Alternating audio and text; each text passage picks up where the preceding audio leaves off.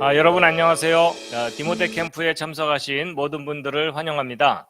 저는 성경과 과학과 성경에 대해서 자세하게 알려드리는 김명현입니다. 어제 저에 대한 간단한 소개를 했었고요. 여러분 여기 보시는 이 장면은 캐나다의 로키 산맥입니다. 아주 멋있죠? 지금 코로나 때문에 이런 곳을 마음껏 다니지 못하지만 여러분 코로나가 다 풀리고 나면 이런 곳에 여름 수련회를 갈 수 있기를 바라겠습니다. 자, 오늘 참석하신 모든 분들을 다시 한번 환영합니다. 제가 오늘 환영의 뜻으로 꽃다발을 준비했습니다. 자, 여러분 여기 보시는 장면은 나야가라 폭포가 아니라 이과수 폭포입니다. 남미에 있는 이과수 폭포인데요. 아주 웅장하죠? 하나님 만드신 세상 속에 멋있는 곳이 참 많이 있습니다. 자, 창세기 1장 1절 말씀, 태초에 하나님이 천지를 창조하시니라. 다들 알고 계시죠? 자, 어제 제가 여러 가지 강의 주제들을 소개해드렸고, 그 중에 공룡과 성경, 그 중에서도 인간과 공룡이 역사 속에 함께 살았다, 아담 때부터 함께 살아왔다, 이런 내용들을 자세하게 소개해드렸습니다.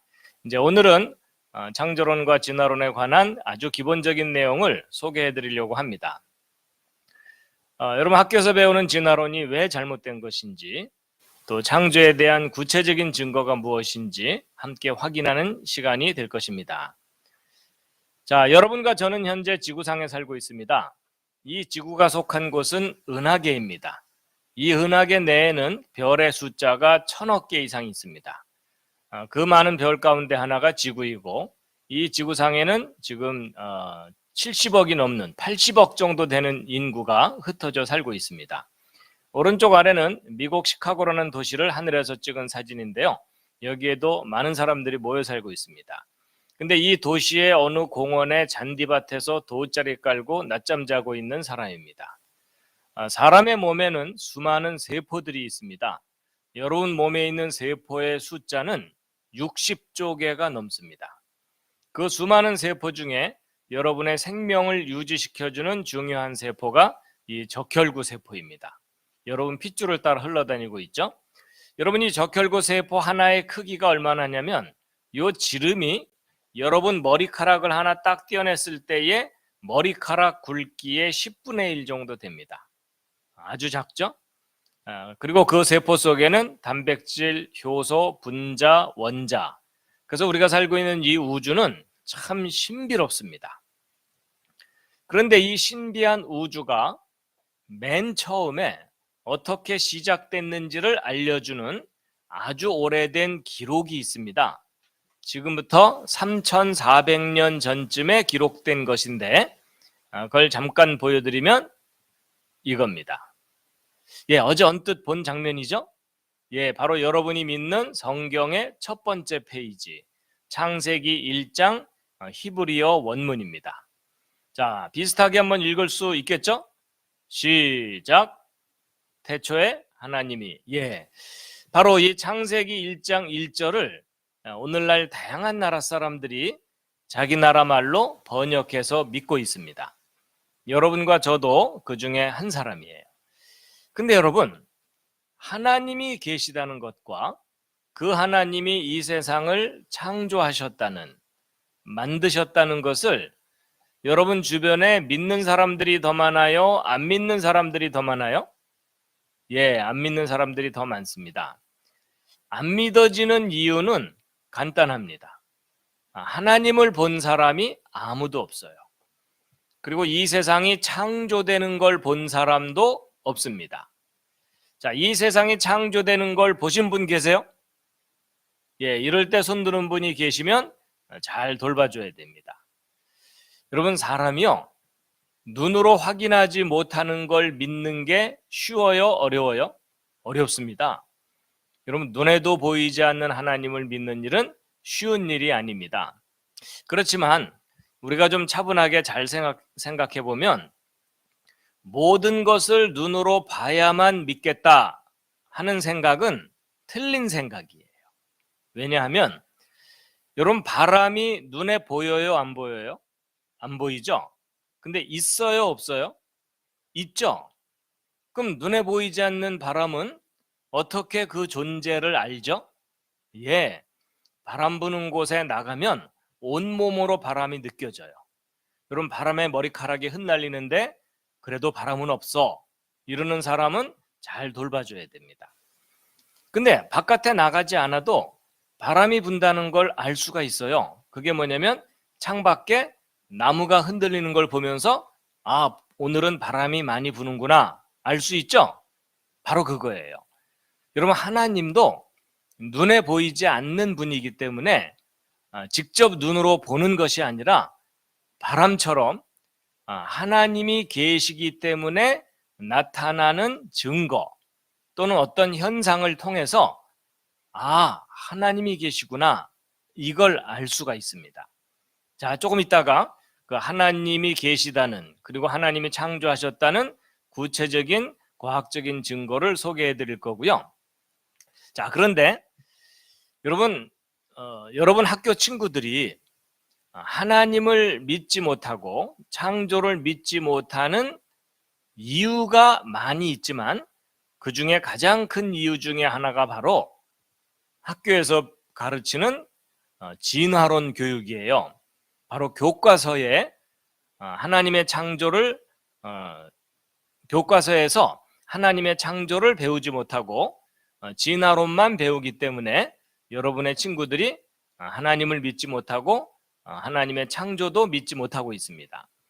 여러분, 학교 교과서에서는요, 생물은 진화됐고 진화의 증거가 있다 이런 내용을 배웁니다. 여러분, 진화라는 말 들어보셨죠?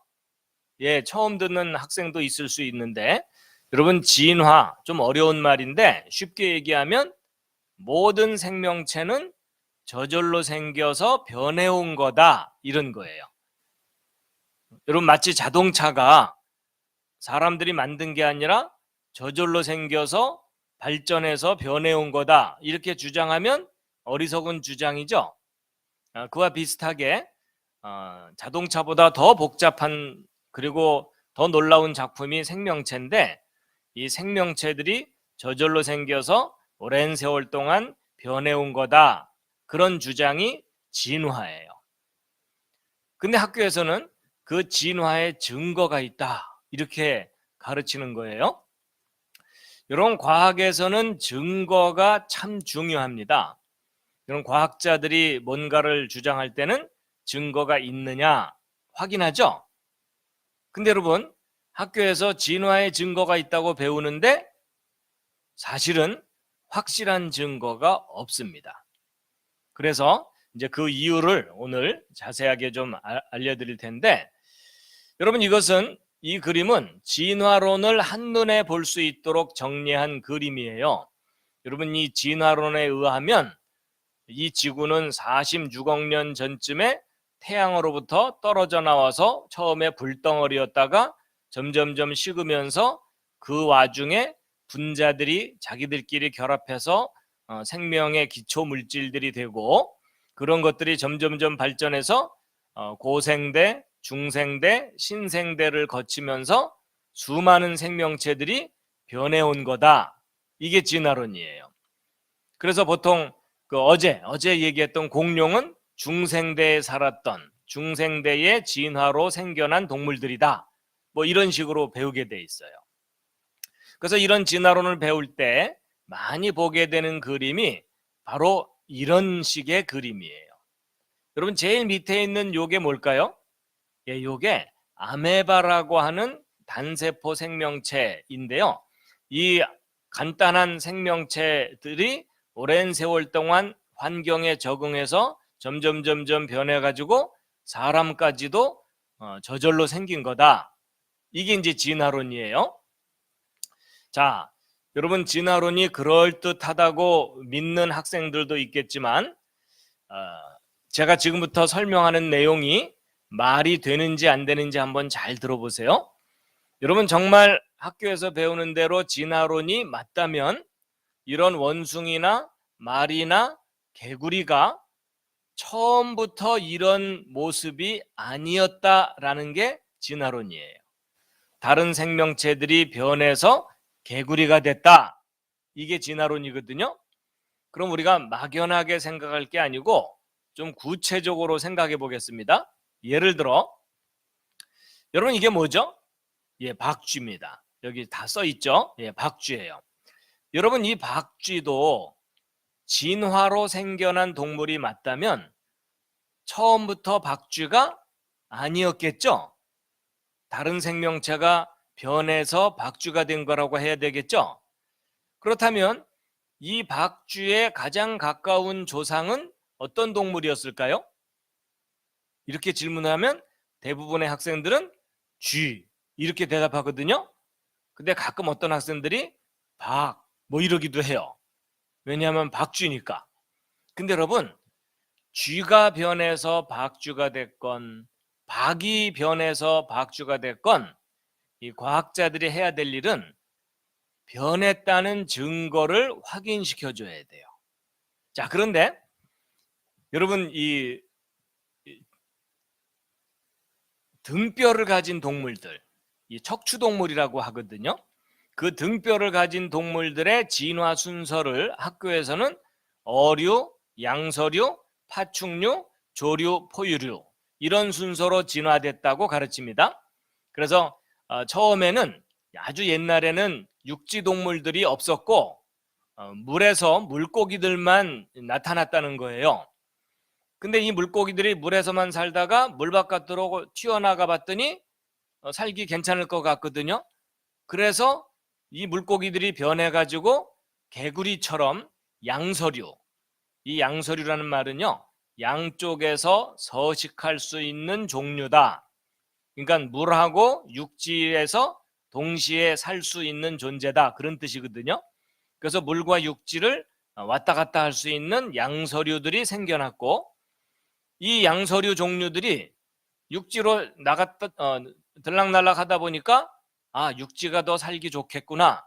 아예 육지로 이민을 가자. 이래갖고 도마뱀과 같은 파충류가 생겨났었다는 거예요. 그러다가 이 도마뱀 종류가 양쪽으로 진화를 했는데 이 도마뱀이 절벽에서 자꾸 뛰면서 팔을 흔들었더니 새가 됐다라는 전설이 있어요. 그리고 이 도마뱀이 새끼를 젖을먹여서 키우려고 애쓰다 보니까 쥐와 같은 젖먹이 동물이 됐을 거다. 이 젖먹이 동물을 포유류라고 하거든요. 자, 여러분 제가 약간 우습게 표현하기는 했지만 현재 진화론에서는 이와 같은 과정을 거쳐서 진화가 일어났다라고 설명하고 있어요.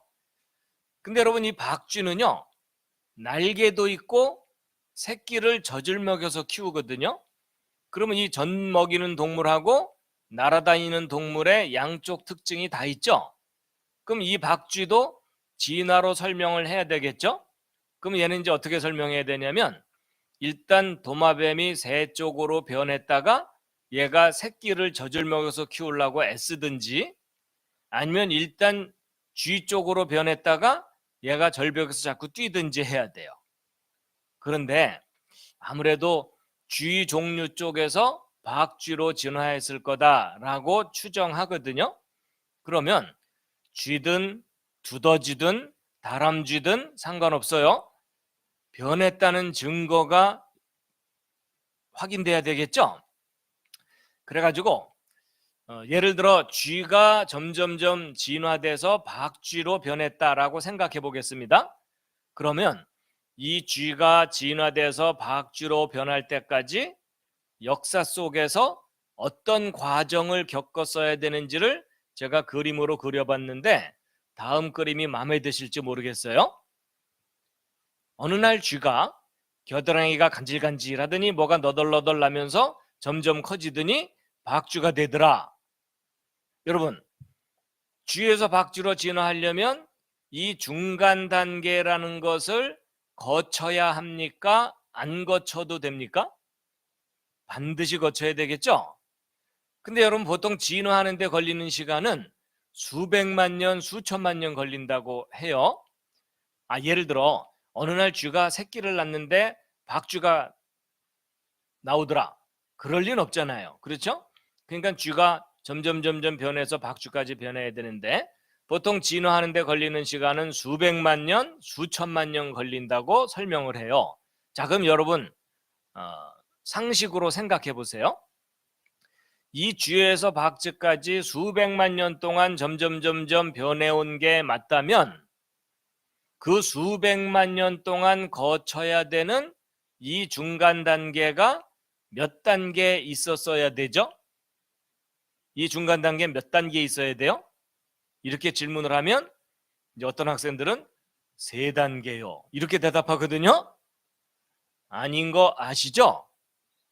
그러면 이제 그 친구 또 당황해갖고 5단계인가? 이러기도 하고 아닙니다.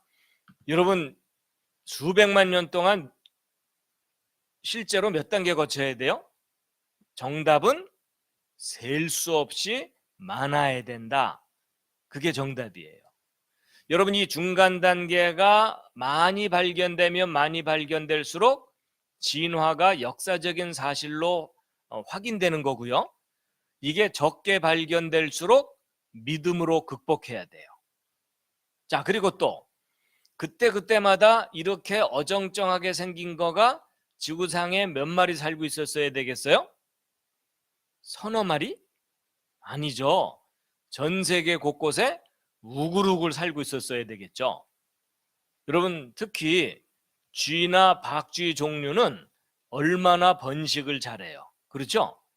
그러면 여러분 정말 역사 속에서 진화가 일어난 게 사실이라면 무수히 많은 중간 단계, 무수히 많은 개체가 역사 속에 끊임없이 살고 있었어야 돼요. 제 말이 맞죠? 근데 여러분 학교에서 진화론 배우면서 이렇게까지 자세하게 생각해 본 적 있어요? 별로 없죠? 근데 지금 생각하니까 너무나 당연한 이야기죠. 근데 이렇게 당연한 생각을 왜 학교에서 배울 때는 못했을까요? 예, 여러 가지 이유가 있는데 그 중에 하나는 진도 나가야 되니까. 또 다른 이유가 또 있어요. 여러분이 이런 내용 배울 때 혼수 상태였기 때문에. 근데 여러분 상식을 가진 사람이라면 조금만 깊이 생각해 보면 제가 설명한 대로 수없이 많은 중간 단계, 수없이 많은 개체들이 역사 속에 존재했었어야 돼요. 자, 그렇다면 여러분 한번 또 생각해 보세요. 여러분 화석이라는 거 아시죠? 뭐 쥐나 박쥐가 땅 속에 파묻혀서 썩지 않고 그 형태가 남아 있는 것을 화석이라고 하잖아요. 자, 여러분 진화가 맞다면 오른쪽 화석이 더 많이 발견돼야 돼요? 왼쪽 화석이 더 많이 발견돼야 돼요? 예, 왼쪽 화석이 훨씬 더 많이 발견돼야 되죠?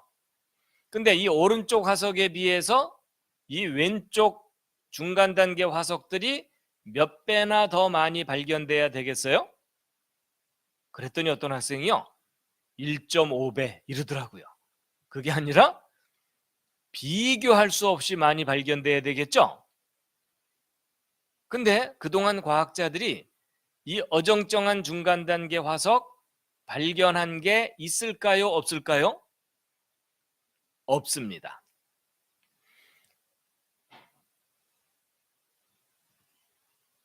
이 연속적인 중간 단계 화석이 하나도 발견된 게 없어요. 전 세계 박물관을 다 뒤져보아도 없어요. 없을 뿐만 아니라 진화론자들이 지금부터 5천만 년 전에 살았었다고 추정하는 박쥐 조상 화석이에요. 근데 놀라운 사실은 오늘날 살고 있는 박쥐하고 기본 골격 구조나 모양이 똑같아요. 둘 다 박쥐예요. 자, 그렇다면 여러분 아주 간단한 질문. 변했다는 거예요? 안 변했다는 거예요? 박쥐 그대로 안 변했다는 거죠? 여러분 진화가 맞다면 변했어야 되죠. 근데 전혀 변하지 않았다는 것은 처음 만들어진 그대로 유지됐다는 거죠. 그러면 하나님이 종류대로 창조하셨다. 그 창조된 종류가 그대로 지금까지도 존재한다. 그런 뜻이죠. 그래서 결국 이 박쥐 화석들은요, 변하지 않았다는, 진화되지 않았다는 사실을 아주 분명하게 우리에게 보여주고 있어요. 근데 이렇게 설명하면 이제 어떤 학생들은요, 야, 혹시 박쥐만 안 변한 거 아닐까? 이렇게 의문을 하는 학생들이 있거든요. 그런 학생들이 있을까봐 제가 통계 자료를 좀 알려드리면은요, 여러분, 화석률이라고 하는 좀 어려운 용어가 있어요. 그게 뭐냐면 이게 화석의 비율 이런 뜻이에요. 이게 무슨 말이냐면 현재 살고 있는 생명체 종류가 몇 퍼센트나 화석으로 발견됐는지 통계를 내놓은 거예요. 근데 80% 이상이 화석으로 발견됐어요. 자, 이걸 좀 쉽게 얘기하면 예를 들어 지구상에 1000종류의 생명체가 있다고 한다면 800종류 이상이 화석으로 발견됐다는 뜻이에요. 그러니까 화석은 충분히 많이 발견됐다는 뜻이에요. 그래서 지금까지 발견된 화석을 가지고 결론을 내도 그 결론이 틀리지 않는다 할 정도로 화석이 충분히 많이 발견됐어요. 그래가지고 그 화석들을 다 정리를 해보았는데, 자, 여러분 이제 생각해 보세요. 여러분, 진화론이 맞다면 이 마지막 형태 화석이 더 많이 발견돼야 돼요? 아니면 이거 연결시켜주는 증거들이 더 많이 발견돼야 돼요? 예, 이제는 연결시켜주는 증거들이 훨씬 더 많아야 된다는 거 아시겠죠? 그런데 지금까지 발견된 화석들을 다 조사해 봤더니 이 연결시켜주는 화석들이 하나도 발견되지 않는 거예요. 제 말이 안 믿어지는 학생들은요, 오늘부터 땅 파보시기 바랍니다. 전 세계를 다 뒤집어 놔도 안 나와요. 여러분, 이렇게까지 없다는 얘기는 있었는데 없어진 걸까요? 아니면 처음부터 없었던 걸까요? 예, 처음부터 없었던 거예요. 그렇다면 이 모든 것들이 처음부터 따로따로였다는 거죠. 진화되지 않았다는 이야기죠. 그래서 여러분 혹시 어디 여행 다니시다가 이런 애를 보시거든 저한테도 꼭 좀 알려주시면 감사하겠습니다. 진화가 일어났다면 반드시 존재했었어야 하는 중간 단계 괴물이에요. 근데 여러분, 이게 어쩌다 하나 발견돼야 되는 게 아니고 이게 시리즈로 발견돼야 돼요. 연속적으로 쫙 이어지도록 발견돼야 돼요. 근데 그동안 이런 화석이 제대로 발견된 게 하나도 없습니다. 그래서 여러분이 학교에서 배우는 진화론과 성경을 근거로 한 창조론의 가장 기본적인 차이는 뭐냐면, 이 진화론은 모든 생명체들이 저절로 생겨야 되기 때문에 어떤 공통의 조상으로부터 점점 변해온 거다라고 해야 돼요. 근데 창조론은 그게 아니라 사람 조상 따로, 원숭이 조상 따로, 개 조상 따로 하나님이 처음부터 종류별로 따로따로 만드셨다는 거예요. 근데 여러분, 이 진화론이 과학적으로 입증되려면 이 위에 있는 증거가 필요한 게 아니라 요 밑에 있는 요 증거가 필요해요. 그렇죠? 근데 처음에는 과학자들이 이 공통의 조상이 되는 증거들이 있을 거라고 믿었어요. 근데 화석들을 확인해 봤더니 전혀 없는 거예요. 결국 이 진화론 모델이나 창조론 모델이나 똑같아져 버렸죠? 그럼 처음부터 어느 주장이 옳았다는 거예요? 창조론의 주장이 옳았다는 거예요.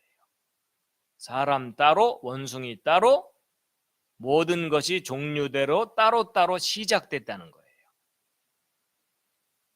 그래가지고 여러분, 개들의 조상을 하나님이 만드셨고 그 조상으로부터 다양한 품종의 개들이 나온 거예요. 여러분, 이렇게 다양한 품종들이 나오는 건 진화가 아니에요. 이것은 다양한 후손들이 나올 수 있는 거예요.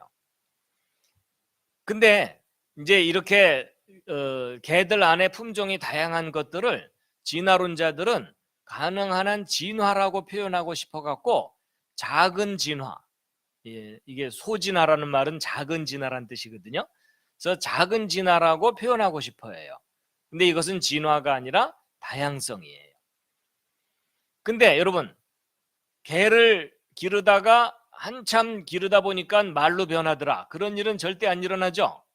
그래서 이 개라는 종류에서 말이라는 종류로 진화할 수 있을 거다라고 하는 것을 대진화라고 표현하거든요. 그래서 이 창조를 주장하는 사람들은 이 대진화가 틀렸다고 얘기하는 거예요. 그리고 소진화도 다양성이라고 표현하지 진화라고 할 수 없다. 그게 창조를 주장하는 사람들의 입장입니다. 그래서 대진화든 소진화든 진화가 일어나는 게 아니다. 하나님이 맨 처음 창조한 종류 내에서 다양한 후손들이 나올 수 있는 거다. 이런 겁니다. 자, 여기까지 이야기 여러분 별로 어렵지 않았나요? 예, 잘 이해하셔서 감사드립니다. 여러분 원숭이와 사람도 마찬가지입니다. 여러분 원숭이와 사람이 진화로 연결돼 있을 거다. 어떤 공통의 조상으로부터 원숭이와 사람으로 나뉘어졌을 거다. 이제 진화론에서 그렇게 이야기를 합니다. 근데 여러분 원숭이와 사람은 절대로 연결되지 않습니다. 사람 조상은 처음부터 사람이었고 원숭이의 조상은 처음부터 원숭이였어요. 자, 그래가지고 여러분 인류가 사람이 진화로 생긴 건지 아닌지를 가장 확실하게 보여주는 증거가 화석입니다. 과거에 살았었던 사람들의 모습이 오늘날과 많이 다르다면 진화되었을 가능성이 높죠. 근데 과거에 살았던 사람들이나 지금 살고 있는 사람들이나 똑같다면 진화되지 않았다는 증거이겠죠. 예, 그래서 이제 진화론에서 옛날에 인간이 진화된 순서를 오스트랄로피테쿠스에서 자바 원인, 북경 원인을 거쳐서 네안데르탈인, 크로마뇽인으로 점점 진화되어 왔다. 이렇게 이제 가르쳤었어요. 여러분 오스트랄로피테쿠스 말이 어렵죠? 예. 그다음에 네안데르탈인, 크로마뇽인 어디선가 들어본 듯하지만 다 어려운 말들이죠. 자, 그렇다면 과연 여러분 지금 여러분이 보시는 이것은요 사진이 아니라 그림입니다. 사진을 찍어 놓은 것이 아니라 그린 것이기 때문에 실제로 이렇게 점점 변해왔다고 확정할 수가 없어요. 일단 오스트랄로피테쿠스하고 네안데르탈인 크로마뇽인이 어떤 존재인지 설명을 해드릴게요. 오스트랄로피테쿠스는요 원숭이 뼈들이에요. 여러분 보통 그 똑같은 말도 외국어로 얘기하면 세련돼 보이고 멋있어 보이기도 하고 한국말로 표현하면 약간 촌스러워 보이는 그런 경우가 있죠. 예를 들어 여러분 스타벅스 멋있어 보이죠? 근데 그걸 우리말로 번역하면 별다방이에요. 예, 그런 것처럼 오스트랄로피테쿠스 뭔가 있어 보이고 그럴듯한 이름처럼 보이잖아요. 근데 여러분 저게 무슨 뜻이냐면 오스트랄로라는 말이 남쪽이란 뜻이고요. 피테쿠스라는 말이 원숭이란 뜻이에요. 그럼 합치면 뭐죠? 남쪽 원숭이, 남방 원숭이 그런 뜻이에요. 그래서 여러분 저 오스트랄로피테쿠스 뼈들은 원숭이 뼈다라고 생각하시면 돼요. 그 다음에 이제 네안데르탈인 크로마뇽인은요 사람 뼈예요.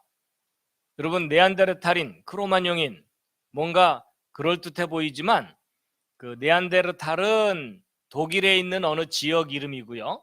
크로마뇽은 프랑스에 있는 어느 지방 이름이에요. 저걸 우리말로 바꾸면은요 수원댁, 천안댁 이런 뜻이에요.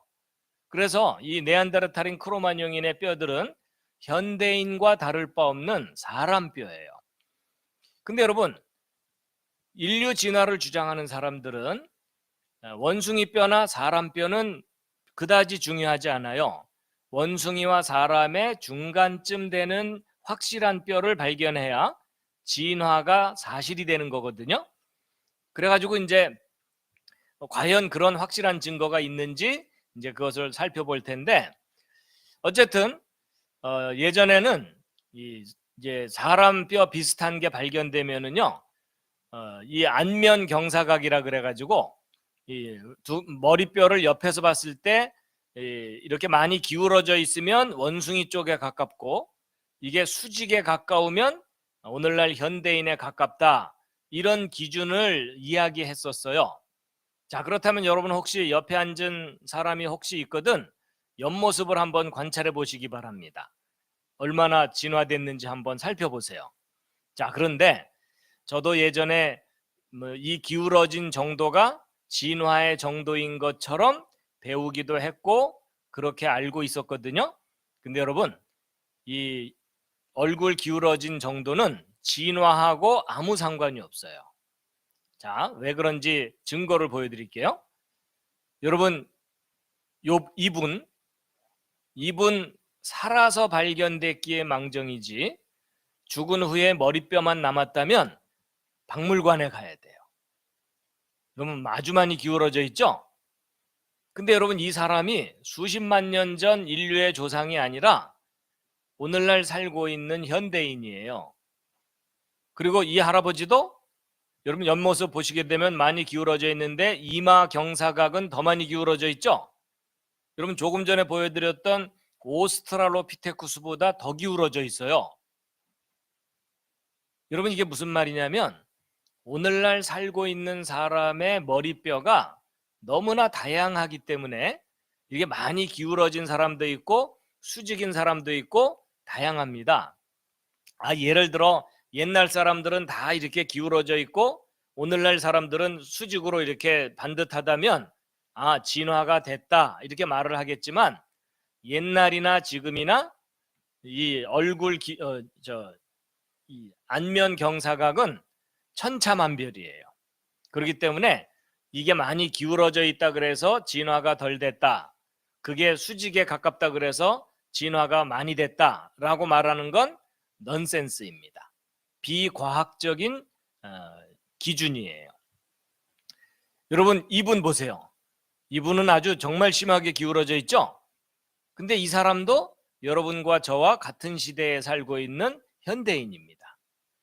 그래서 하나님이 창조하신 사람의 머리뼈가 너무나 다양하기 때문에 그 기울어진 정도를 가지고 진화를 이야기하는 건 어리석은 판단입니다. 자, 어쨌든 진화론자들이 가장 원하는 것은 원숭이와 사람의 중간쯤 되는 뼈들인데, 그래서 원숭이와 사람의 중간이라고 알려진 가장 유명했던 증거 자료들이 자바원인, 북경원인, 이런 것들이었어요. 근데 여러분, 자바인에 대해서 이렇게 두개골 스케치한 걸 보게 되면 정말 이런 사람이 이런 존재가 살았었구나라고 생각이 들거든요. 근데 여러분, 이런 그림에 속지 마시기 바랍니다. 이 자바인의 실체를 자세하게 확인시켜 드릴게요. 여러분, 이 자바 원인은 그 네덜란드의 의사인 유진 듀보아라는 사람이 발표한 자료예요. 이 사람은 진화론을 강력하게 믿고 있던 사람이라서 자기는 인류 진화의 증거를 찾으러 가겠다 그러면서 인도네시아의 자바 섬이라는 곳에 가서 여기저기를 조사하다가 뼈 조각 몇 개를 발견하고 나서 이 자바 원인을 발표해서 이런 가상의 존재를 만들어낸 거예요. 자, 그렇다면 이 자바 원인에 대해서 얼마나 확실한 증거가 발견됐는지 이제 설명해 드릴게요. 그러면 사람의 몸에는 206개의 뼈가 있어요. 여러분도 심심하면 머리부터 발끝까지 한번 뼈 개수를 한번 세어보세요. 근데 이 206개의 뼈 중에 이 자바 원인에 대해서 어느 정도가 발견됐을 거라고 생각되시나요? 자, 제가 질문을 드려볼게요. 여러분은 이 많은 뼈 중에 몇 퍼센트가 발견됐을 때 확실한 증거라고 인정해 주겠습니까? 자, 1번 80% 이상 발견돼야 확실한 증거다. 자, 2번 아니다. 저 중에 절반만 발견돼도 확실한 증거다. 자, 3번 아니다. 나는 20%만 발견돼도 인정해 주겠다. 자, 여러분은 얼마나 엄격한 기준을 갖고 계신가요? 자, 80% 이상 발견돼야 확실한 증거라고 인정하겠다. 자, 여기서 손드는 사람들은 상당히 엄격한 사람들입니다. 자, 2번 아니다. 나는 절반만 발견돼도 인정해 주겠다. 이런 사람들은 좀 너그러운 사람들이에요. 자, 나는 20%만 발견돼도 증거로 인정해 주겠다. 예, 이런 사람들은 별로 정신이 없는 사람들이에요. 자, 저런 사람들에게 가서 돈을 꾸세요. 그래서 10,000원 빌린 다음에 2,000원만 돌려줘도 행복할 거예요. 자, 그런데 여러분, 이 자바 원인에 대해서 발견된 증거 자료는 이 많은 뼈 중에 이게 전부예요. 놀랍게도 이 많은 뼈 중에 머리 부분 뼈하고 허벅지 뼈, 그리고 이빨 몇 개, 끝. 여러분, 그 유명한 자바 원인에 대해서 발견된 증거 자료가 요만큼이에요. 저도 이 사실을 처음 알았을 때 아주 많이 놀랐어요.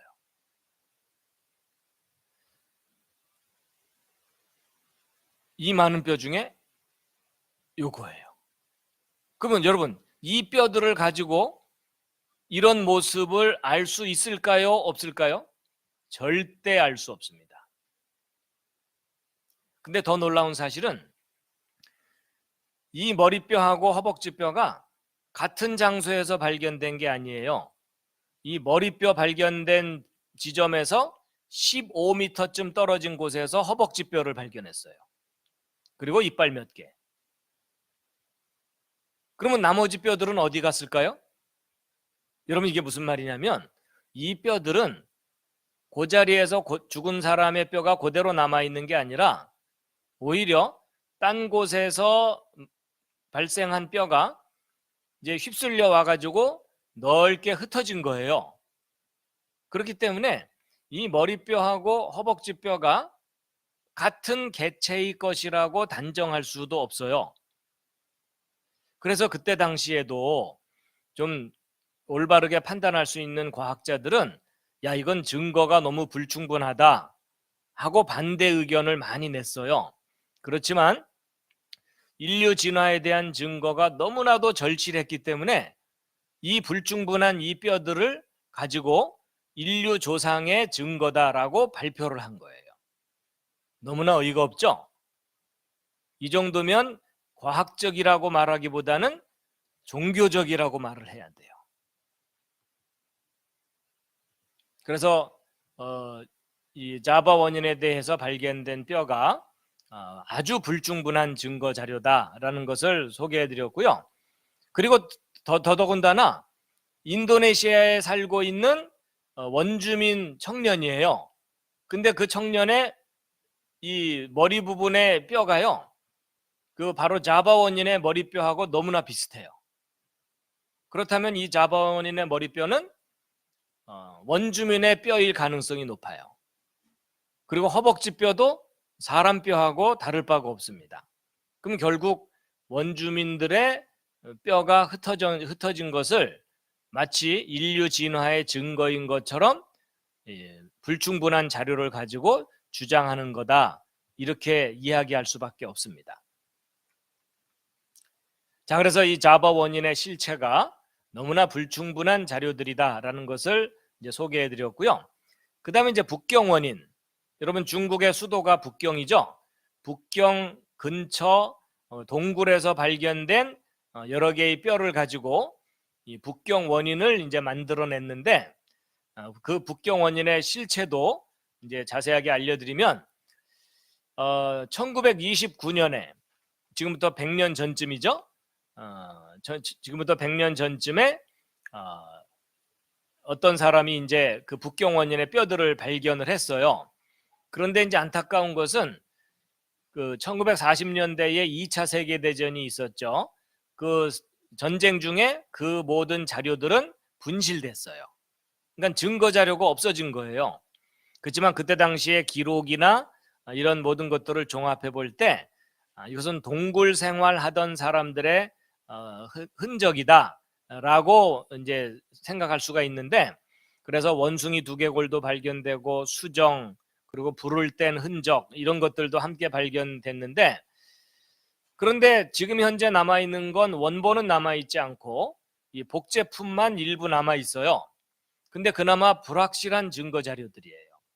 그래갖고 이제 이런 것들을 근거로 여기 인류 조상 진화의 증거가 존재했었다라고 발표를 하고, 그 박물관 앞에 이런 원숭이와 사람의 중간쯤 되는 듯한 두상, 이런 그 조각상을 만들어서 이제 전시를 해놨습니다. 자, 여러분 보세요. 이거 굉장히 원시적인 사람처럼 보이시나요? 예, 원시적인 것처럼 보이려고 이제 만들어 놓은 거겠죠? 근데 여러분 보세요. 이 사진 보세요. 여기 있는 이 상하고 너무나 비슷하게 생겼죠? 근데 여러분, 이 가운데 이분은요, 현대인이에요. 예, 이게 초상화입니다.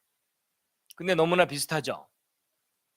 자, 결국 이게 무슨 말이냐면, 인류가 진화됐다라고 하는 편견 때문에 가능한 한 어떤 불충분한 자료들을 가지고 인류의 조상인 것처럼 사람들에게 발표하는 것이다, 이렇게 생각해야 됩니다.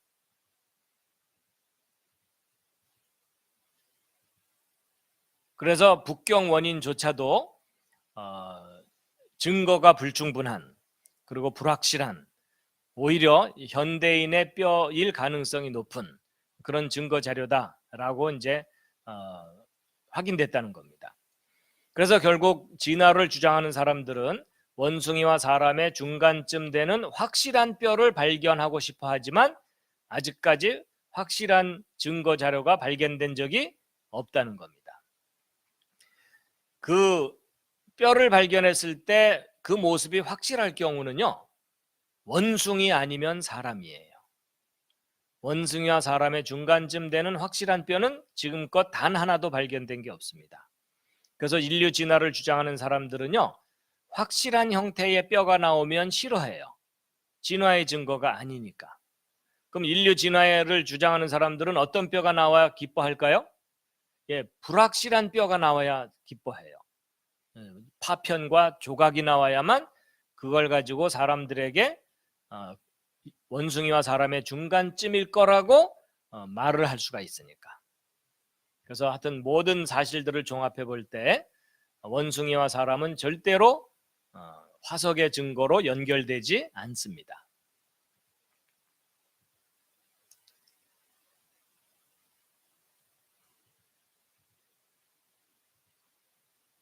자, 이제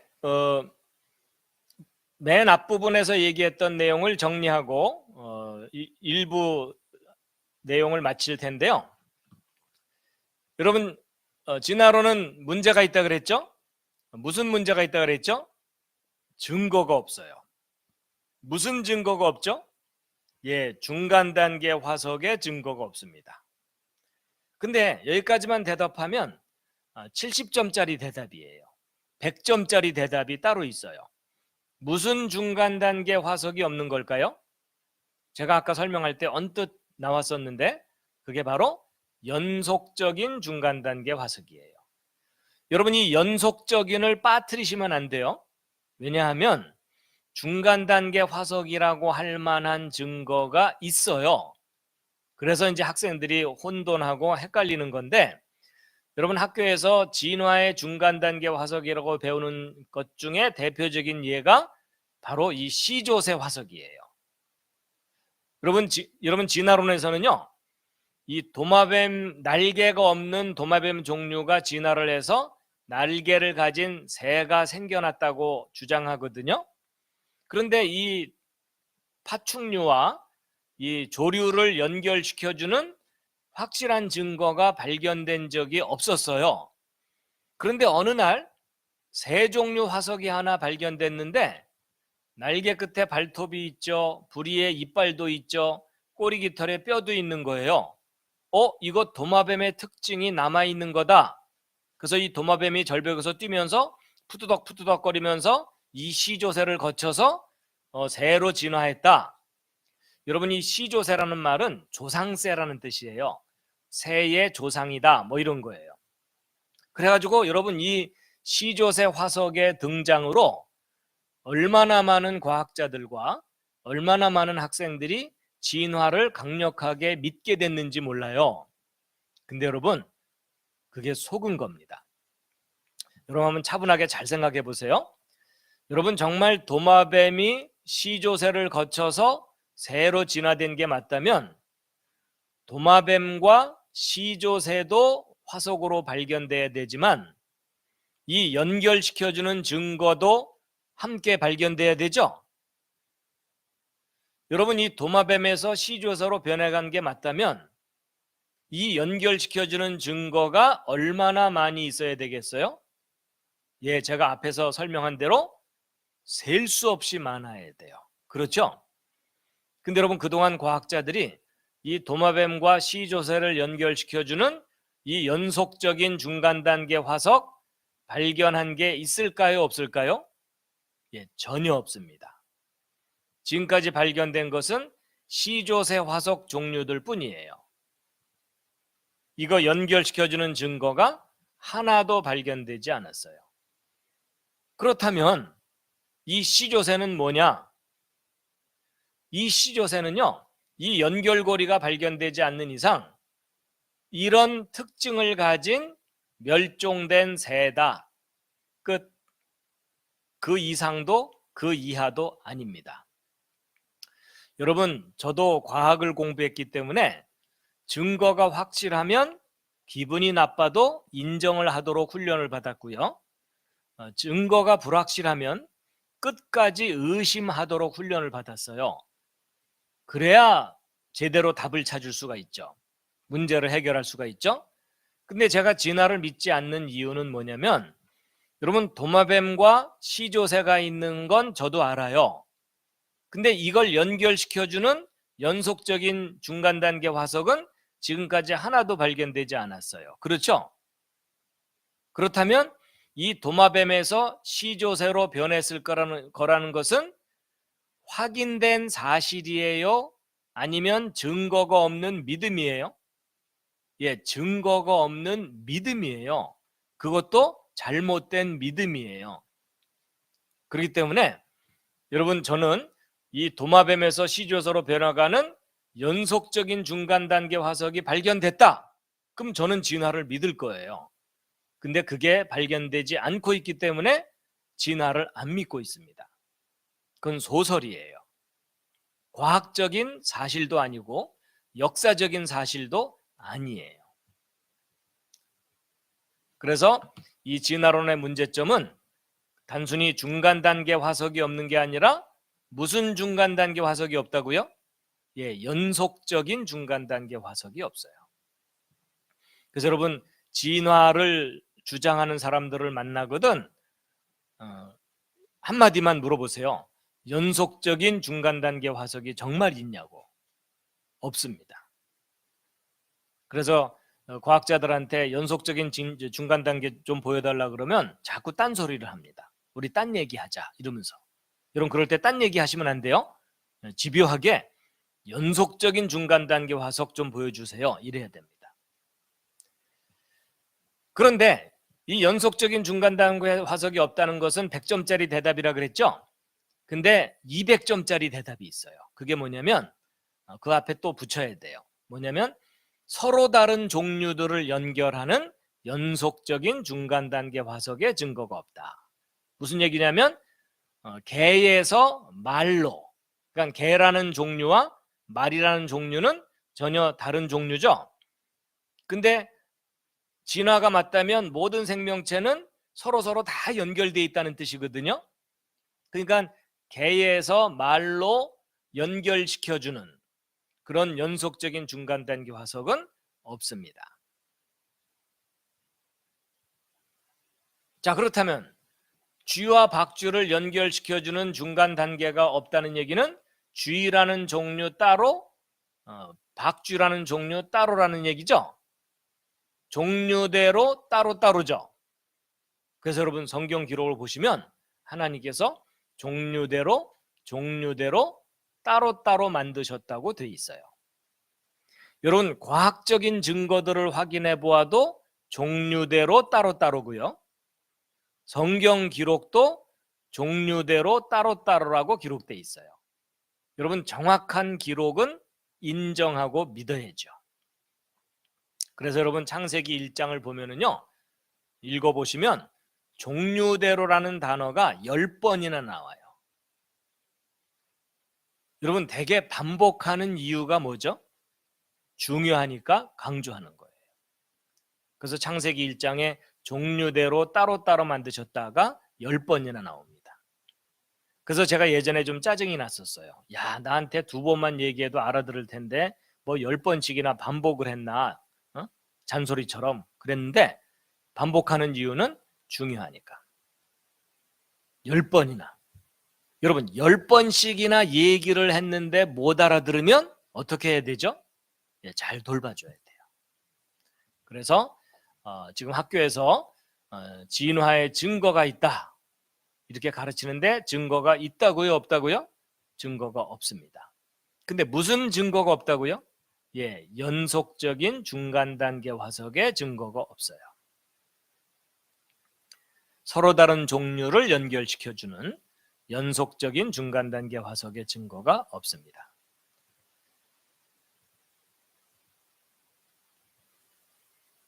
자, 여러분 지금까지 한 이야기 다 잊어먹어도 괜찮아요. 그냥 여기 있는 요 사진들만 보면서 생각해 보세요. 여러분 정말 역사 속에 진화가 일어난 게 사실이라면 이 동물들을 서로 연결시켜주는 중간 단계 생명체들이 수없이 많아야 되겠죠? 전 세계 곳곳에서 우글우글 발견돼야 돼요. 근데 지금까지 이 동물들을 서로 연결시켜주는 중간 단계 화석들은 하나도 발견되지 않았어요. 그래서 하나님께서 종류대로 만드시니 보시기에 심히 좋았더라. 하나님이 보시기에 좋았더라. 모든 생명체는 하나님이 따로따로 만드신 겁니다. 호랑이의 조상은 처음부터 호랑이였고, 낙타의 조상은 처음부터 낙타였고, 진화의 증거가 없습니다. 연속적인 중간 단계 화석의 증거가 없습니다. 여러분 지금까지 이야기를 다 들어봤더니 학교에서 가르치는 진화론이 확실한 증거가 없구나. 그렇다면 내가 지금 학교에 가서 이제 진화론에 관한 문제가 나오면 답을 안 쓰든지 거부하든지 그래야 되겠다. 그러지 마시고요. 지혜롭게 잘 하시기 바랍니다. 여러분 진화 알아야 돼요. 여러분 진화론 알아야 돼요, 몰라야 돼요? 알아야 됩니다. 근데 믿어야 돼요, 안 믿어야 돼요? 안 믿어야 됩니다. 여러분 학교에서 진화론에 관한 내용 배울 때 열심히 배우시고 진화론에 대해서 잘 아시기 바랍니다. 그리고 진화론에 관한 문제들이 나오면, 시험 문제가 나오면 정답을 써주시기 바랍니다. 예를 들어 공룡은 다음 중 어느 시대에 살았느냐? 고생대, 중생대, 신생대. 그러면 중생대라고 답을 써주시면 돼요. 이게 무슨 말이냐면 진화론에 대한 지식을 물어보는 거잖아요. 그러면은 내가 진화론에 대해서 잘 안다 그러면서 답을 써주시면 되는 거예요. 근데 예를 들어 당신은 진화를 믿습니까? 이런 문제가 나오면 안 믿는다 이러면 되지만 그런 식의 문제는 나오지 않습니다. 그래서 여러분이 옛말에 이런 말이 있죠. 지피지기면 백전백승이라. 이게 무슨 말이냐면 적을 알고 나를 알면 100번 싸워 100번 이긴다 이런 말인데, 여러분이 진화론을 잘 알아야 됩니다. 진화론에 대해서 자세하게 알수록 진화론이 잘못됐다는 것을 자세하게 알게 돼 있어요. 그래서 진화론도 알고 그리고 창조의 증거도 함께 알아서 진화론의 문제점을 친구들에게 잘 설명해주고 알려줄 수 있어야 됩니다. 그래서 학교 가서 진화론에 관한 문제가 나오거든 100점 맞으시기 바랍니다. 그 대신 그게 틀렸다는 사실을 정확하게 아시기를 바랍니다.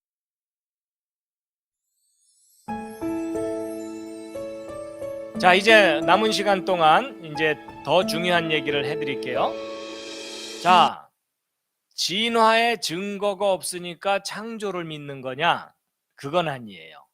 여러분, A가 틀렸으니까 무조건 B, 이건 별로 좋은 생각이 아닙니다.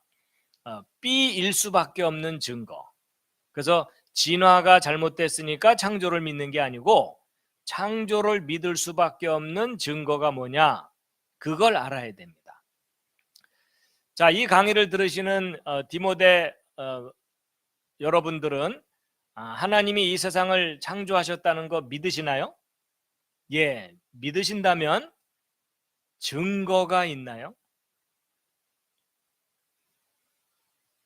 그냥 우기는 거 말고 증거.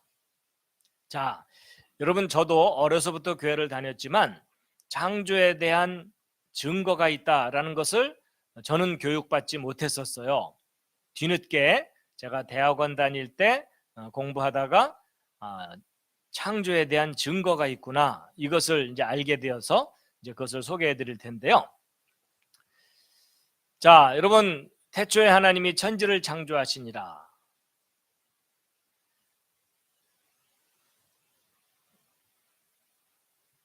여러분, 제가 만약에 법정에서 제가 저 사람을 죽이지 않았습니다 라고 말을 하는 것은 주장입니까? 증거입니까? 주장입니다. 그럼 그 주장이 옳다고 인정받으려면 뭐가 뒷받침해 줘야 되죠? 증거가 뒷받침해 줘야 돼요. 그렇죠? 이제 바로 그거예요.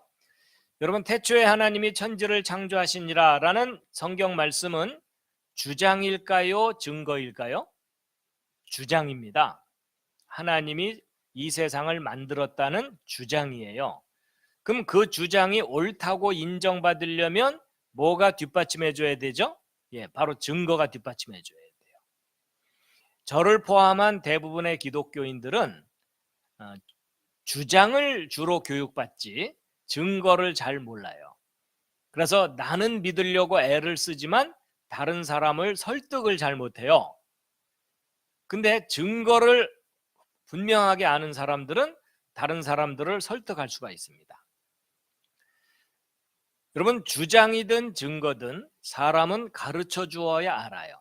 안 가르쳐 주면 모릅니다. 예를 들어, 여러분, 이 오른쪽 아래 이건 뭐죠? 사과죠. 근데 여러분, 저게 사과라는 것을 여러분이 스스로 아셨나요? 누가 가르쳐 줘서 아시게 된 건가요?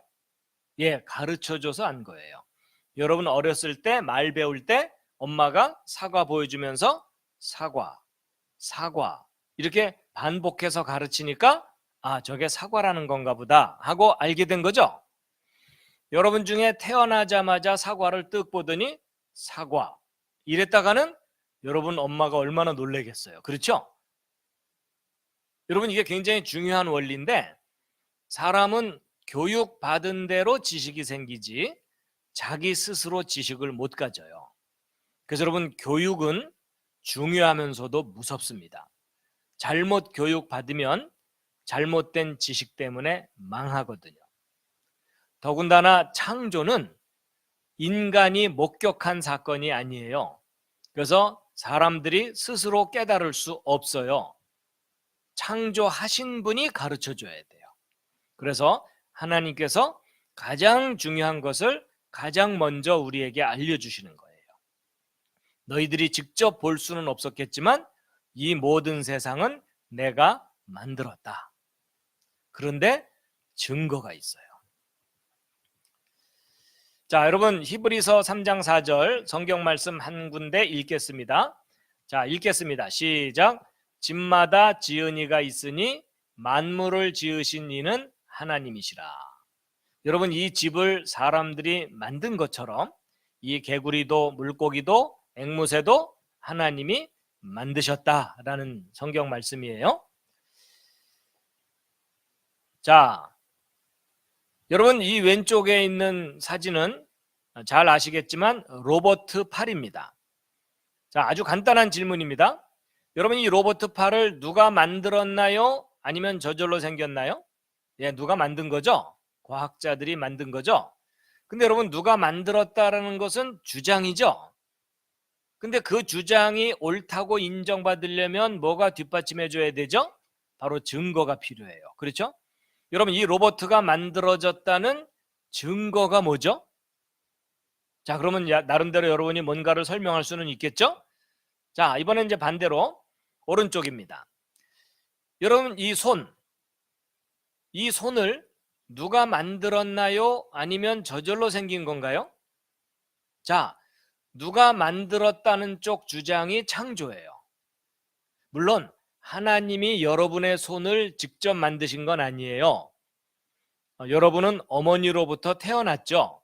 근데 여러분의 엄마의 엄마를 쭉 거슬러 올라가면 맨 첫 번째 사람 아담이 나오겠죠. 하나님이 아담의 손을 만드시고 아담을 닮은 후손들이 태어나도록 했기 때문에 여러분도 태어났고 손을 갖고 있는 거죠. 그래서 하나님이 아담의 손을 처음 만드셨기 때문에 여러분의 손도 하나님이 만드신 거나 마찬가지다. 그런 의미에서 여러분의 손은 하나님이 만들었다라고 말하는 거겠죠. 자, 그다음에 저절로 생겨났다는 주장이 진화예요. 아니다. 하나님 없다. 모든 생명체는 저절로 생겨나서 변해온 거다. 자, 이 둘 중에 이 창조와 진화, 이 둘 중에 어느 쪽이 옳은지 판단하려면 뭐가 필요하죠? 바로 증거가 필요합니다. 근데 여러분은 창조를 믿을 만한 증거가 있으신가요? 자, 여러분 이 왼쪽에 있는 사진, 뭔가를 사진 찍어 놓은 건데 무엇처럼 보이시나요? 예, 이게 눈썰미가 있어야 돼요. 여러분 이게 지금 바늘귀에다가 실 꽂아 놓은 거예요. 이런 바늘 크게 확대해 보면 이렇게 흠집도 있고 매끄럽지도 않고 투박합니다. 근데 인간이 만든 작품은 이렇게 투박한데 생명체는 달라요. 예를 들어 이런 곤충 입 끄트머리 부분에 이런 거 달려 있는데 요거 확대한 게 이거고 확대하고 또 확대한 거예요. 너무나 정교하고 섬세하죠? 기왕 보셨으니까 하나 더 보여드리면 여러분 왼쪽 위에 이건 뭘까요? 예, 어떤 학생들은 잠자리 그러는데 아니라 모기입니다. 여러분 모기 자세히 쳐다보신 적 없으시죠? 여러분 모기 자세히 한번 보실 텐데 모기 머리 부분에 달려있는 요거 확대한 게 오른쪽 사진입니다.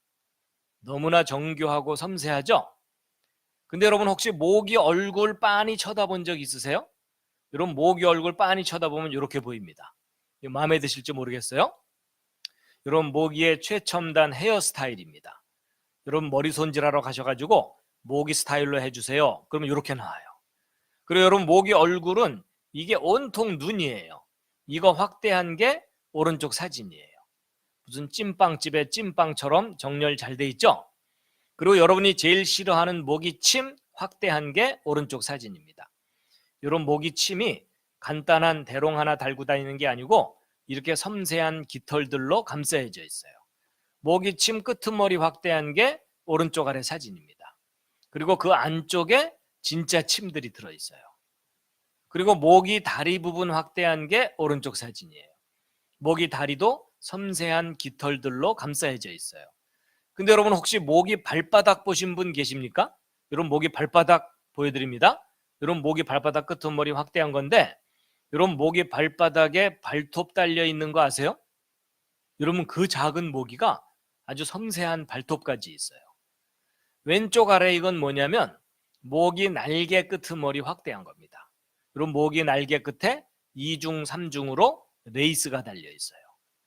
여러분 우리가 주변에서 볼 수 있는 그 흔한 모기도 자세히 관찰해 보면 너무나도 정교하고 섬세한 아주 훌륭한 작품입니다. 인정하시죠? 앞으로 함부로 죽이지 마시기 바랍니다. 혐의가 있을 때만 죽이세요. 자, 여러분 생명체가 얼마나 정교한 작품인지 잠깐 보셨는데요. 지금부터 이제 대답을 잘 해주셔야 돼요. 여러분 오른쪽 아래 건물이 있죠. 자, 질문합니다. 여러분 이 건물 누가 만든 겁니까? 저절로 생긴 겁니까? 누가 만든 거죠? 이 건물 저절로 생길 수도 있어. 이러고 우기고 다니는 학생을 만나면 어떻게 해야 되죠? 예, 잘 돌봐줘야 돼요. 여러분 모든 건물은 만들어지는 거 맞죠? 그런데 혹시 건물이 저절로 생길 수는 없을까요? 예를 들어 이 그림처럼. 여러분 무슨 그림인지 눈치채셨습니까? 지금 저 뒤에서 화산이 뻥 폭발해 가지고 돌멩이들이 튀어나와서 떨어지기를 착착착착착 떨어지면서 도시가 저절로 생기는 거예요. 여러분 이런 일이 현실 속에서 가능해요? 불가능해요? 절대 불가능하죠? 여러분 이런 일이 가능하다고 우기는 학생이 있으면 어떻게 해줘야 돼요? 예, 그때는 돌봐주는 정도가 아니라 묶어놔야 돼요. 자, 여러분 제가 아주 상식적인 이야기를 하고 있는 중입니다. 여러분 오른쪽에 있는 두 빌딩 기억나시죠? 예, 무너진 지 벌써 20년 정도 됐네요. 예, 미국 뉴욕의 쌍둥이 빌딩이죠. 예, 테러 때문에 무너졌죠. 그리고 가운데 둥글게 이게 뭐냐면 비행기 날개에 달고 다니는 엔진입니다. 근데 여러분 이 비행기 제트 엔진이 얼마나 복잡한 작품이냐면 이 엔진 계통에 들어가는 부품의 숫자가 100만 개가 넘어요. 자, 그런데 제가 왜 이런 사진들을 보여드렸냐면 제가 지금부터 여러분들에게 간단한 4가지 질문을 할 거예요. 이제 답을 해보세요. 자, 첫 번째 질문입니다. 여러분 이 비행기 엔진과 빌딩의 설계도가 있나요? 없나요? 있죠? 예, 여러분이 직접 볼 수는 없어도 설계도가 있다는 건 당연히 알죠? 여러분 설계도라는 게 뭐죠? 어떤 건물을 짓기 위한 정보가 담겨 있는 그림이나 글 이런 것들을 설계도라고 하죠. 설계도에 지시된 대로 조립을 하면 작품이 만들어지는 것, 그게 설계도예요. 자, 두 번째 질문입니다. 설계도가 있으면 반드시 설계자가 있나요? 예, 집이 있으면 집을 설계한 사람이 있는 거죠. 자, 세 번째 질문. 그러면 설계도를 잘 들여다보면 설계자가 얼마나 똑똑한지도 알 수 있죠. 예, 여러분 계집하고 빌딩은 차이가 많이 납니다. 아무래도 빌딩이 더 높은 지혜가 필요하죠. 자, 이 3가지 질문에 답을 참 잘해 주셨는데 오늘의 가장 중요한 4번째 질문이에요. 그 질문은 뭐냐면 바로 사람이에요. 무슨 말이냐? 여러분 이런 건물의 설계도가 있잖아요. 그렇다면 여러분의 몸은 설계도가 있나요? 이건 좀 대답하기가 쉽지 않죠? 여러분 몸에 설계도가 있나요? 자, 이 질문에 대해서 다음 중 하나 골라보세요. 1번 있다, 2번 없다, 3번 잘 모르겠다. 자, 만약에 사람에게도 설계도가 있다면 사람이 저절로 생긴 것이 아니라 사람을 설계하고 만든 존재가 있다는 거겠죠? 그럼 사람이 창조되었다는 강력한 증거가 설계도를 찾아내는 거겠죠? 자, 정답 알려드립니다. 여러분은 한 사람도 빠짐없이 여러분의 설계도가 있습니다. 과학자들이 사람의 설계도를 발견했어요. 벌써 수십 년 전에 발견했어요. 그 설계도를 확인시켜 드릴게요. 보여드립니다. 그 설계도가 여러분 몸속에 들어있거든요. 그게 그 유명한 DNA예요. DNA라고 들어보셨죠? 그러면 유전자, 염색체 이런 단어들 그게 다 뭐냐면 여러분 몸속에 설계도가 있다라는 이야기예요. 그래가지고 이 설계도는 여러분 몸속에 세포마다 들어있어요. 세포 속에 들어있는 이 염색체라는 걸 끄집어내고 이걸 쫙 풀어내면 꽈배기 같이 생긴 이중으로 된 사다리 같은 게 나오거든요. 근데 이 속에 바로 유전자라고 하는 유전 암호가 들어있는데 이게 바로 여러분의 설계도예요. 그래가지고 저 설계도에 기록된 명령에 따라서 여러분의 몸이 만들어져 있어요. 그래서 여러분과 저의 몸은 주로 단백질이라는 재료로 만들어져 있어요. 그래서 머리카락도 단백질, 살도 단백질, 종류가 서로 다른데 이 단백질들은 아미노산이라는 것들이 결합해서 만들어져 있습니다. 근데 우리 몸을 이루는 아미노산은 모두 20종류인데, 자, 이게 설계도라는 것에 대해서 그 원리를 이제 설명드리면 이런 거예요. 여러분, 자식을 낳으면 부모를 닮죠. 여러분도 부모 닮으셨고 여러분 닮은 자녀를 앞으로 낳으시겠죠? 근데 여러분, 이 사진 이거 닮아 보여요? 안 닮아 보여요? 예, 안 닮아 보인다는 사람들이 가끔 있어가지고 제가 좀 더 닮은 사진을 준비를 했어요. 예, 서로 닮았죠? 예, 제 붕어빵 아들하고 함께 찍은 사진인데 초등학교 때 찍은 사진이라서 이 아들이 얼마 전에 결혼을 했어요. 이 사진 보고 안 닮았다는 분 아직 못 만나봤어요. 근데 여러분, 자식을 낳으면 왜 닮죠? 예, 그게 바로 아버지가 물려주는 유전자, 어머니가 물려주는 유전자 때문에 닮는 거예요. 요즘 말로 유전자, 옛날 말로는 글씨가 글씨니까. 그래가지고 여러분, 이 속에 그 설계도가 들어있는 건데 우리 몸을 이루는 아미노산은 모두 20종류예요. 이 20종류의 아미노산을 쉽게 설명하면 생명체를 만드는 벽돌들입니다. 근데 이 벽돌들이 아무렇게나 결합하는 게 아니라 여기 설계도에 기록된 대로 결합된다는 사실을 과학자들이 알아낸 거예요. 그래서 이 구조를 조사해 봤더니 그 속에 구아닌, 시토신, 아데닌, 티민이라고 이름 붙인 4종류의 염기가 G는 C하고만 결합하고 A는 T하고만 결합해갖고 GC 결합과 AT 결합이 끊임없이 연결되어 있습니다. 근데 이 구조를 조사해 봤더니 재미있는 규칙이 뭐냐면 항상 3개의 결합이 한 묶음이에요.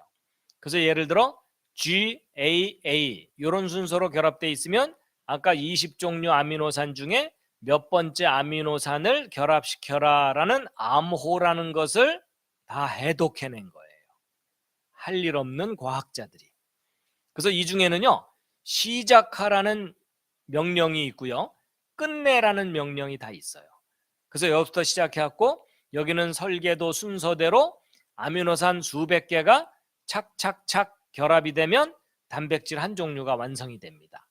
그 다음부터는 또 다른 종류의 단백질을 만드는 메시지가 담겨 있어요. 그래서 여러분, 이 설계도에 기록된 대로 단백질들이 만들어져 가지고 지금 현재도 여러분과 저의 머리카락 뿌리에서는 머리카락 단백질을 만들어서 머리카락을 계속 자라나게 하고 있어요. 그리고 손톱 뿌리에서는 손톱 단백질을 만들어서 손톱을 자라나게 하고 있습니다. 여러분, 손톱 뿌리에서 어느 날 머리카락이 나오거나 이런 사람 없죠? 그 정도면 꽤 많이 고장난 겁니다. 그래서